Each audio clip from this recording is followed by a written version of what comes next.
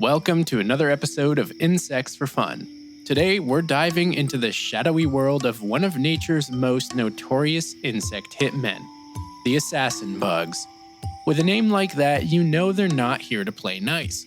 These insects are masters of stealth, ambush, and precision strikes, earning them a reputation as some of the most ruthless predators in the insect kingdom. But beyond their deadly image, assassin bugs are fascinating creatures with quirky behaviors, strange hunting tactics, and even a few surprising roles in human culture. So let's start with the basics. Assassin bugs are true bugs in the order Hemiptera, and belong to the family Reduviidae. This family includes over 7,000 described species across every continent except, well, you know.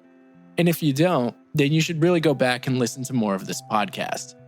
Assassin bugs are instantly recognizable by their elongated heads, long slender legs, and most importantly, their signature weapon, a sturdy needle-like beak known as a rostrum. Friendly reminder that all true bugs have a rostrum, and it's one of the unique traits that separates true bugs from other insects. In true assassin fashion, most members of this family are carnivorous hunters, but a small number feed on plant sap or even blood. These are the bugs that inspired the name for an infamous group known as kissing bugs, which we've previously discussed on this podcast. So let's get into the hunting tactics. The defining feature of assassin bugs is their unique method of hunting. Unlike beetles or mantises that rely on powerful jaws, assassin bugs use their rostrum like a syringe. When they catch a victim, they stab it with their beak and inject a cocktail of digestive enzymes. These enzymes rapidly break down the internal tissue of the prey, turning it into soup. Some assassin bugs prefer to stalk in ambush, waiting motionless until an unsuspecting insect wanders too close, such as the subfamily Vimatinae. This subfamily actually gets its own common name too. They're known as ambush bugs, and they not only hunt prey a bit different from other assassin bugs, but they also look a bit different too. These bugs are stockier with shorter rostrums, and they are often very colorful and have flashy bodies to blend in with the flowers they perch on. That's another thing. They perch on flowers and have strong front legs used for grasping their victims.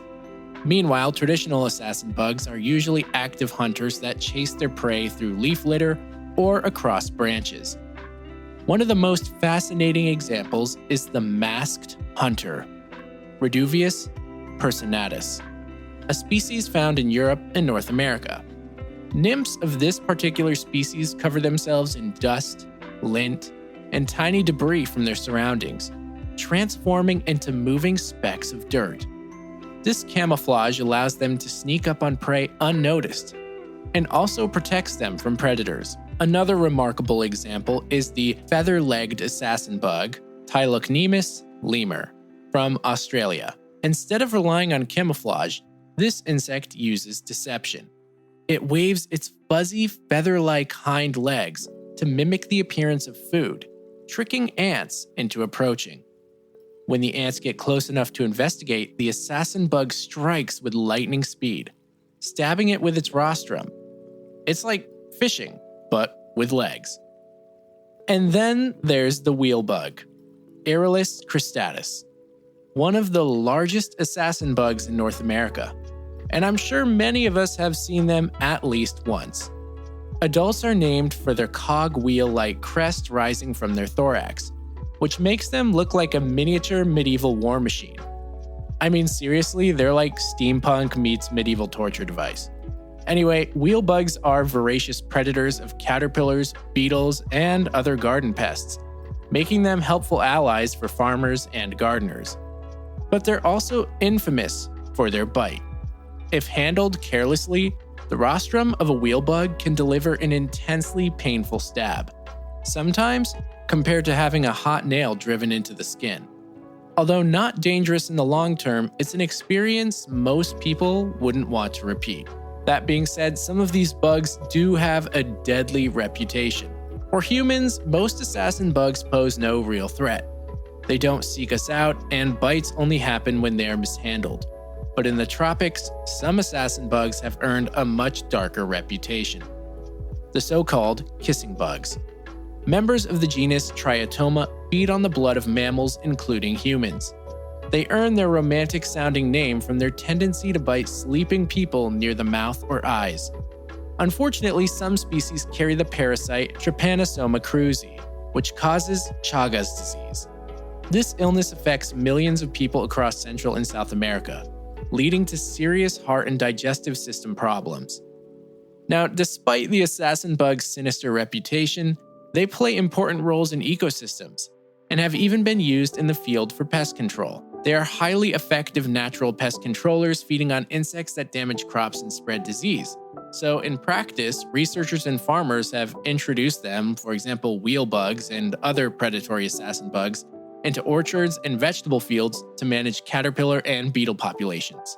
In North American apple orchards, wheel bugs have been observed reducing the number of harmful leaf roller caterpillars, while in greenhouse trials, certain masked hunter nymphs have been used to keep pest insect populations low without the use of chemical pesticides.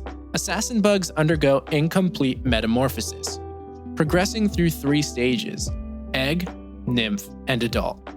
The eggs are usually laid in protected locations, such as under bark, in leaf litter, or within crevices, depending on the species. Nymphs resemble miniature adults but lack fully developed wings and reproductive organs. They grow through several molts, gradually acquiring adult traits. Many temperate species complete their life cycle within a year, with adults emerging in late spring to summer when prey is abundant. Seasonality is key to their hunting and reproduction, especially with these temperate species. Meanwhile, in tropical areas, they may remain active year-round, though population peaks often align with rainy seasons when insect prey is plentiful. Some species, like the masked hunter, can survive indoors during cold winter months by finding warm, hidden spaces. You probably don't want them lurking in your home though, because the masked hunter can emit a foul odor when threatened, which makes them not an ideal housemate in the winter months, especially if disturbed by accident. As far as defensive behaviors go, these bugs do have a few things outside of generally looking noxious. Some assassin bugs, like the wheel bug and other large species, have a threat posture, raising their forelegs and spreading their wings to appear larger and more intimidating. Some South American assassin bugs, like certain Cynia species, can produce sharp, audible noises when disturbed to startle potential threats. Culturally, assassin bugs have often been viewed with fear and fascination. Their ability to kill silently and efficiently has led them being used as symbols of stealth and death in folklore. In some South American traditions, kissing bugs are often woven into stories about nighttime spirits that steal a sleeper's breath. And with that, we're going to end this episode. Make sure to rate this show 5 stars where you can and spread the word. The most recent bonus episode on Patreon is about how plants, butterflies, and moths have changed each other through time. And thanks again for listening.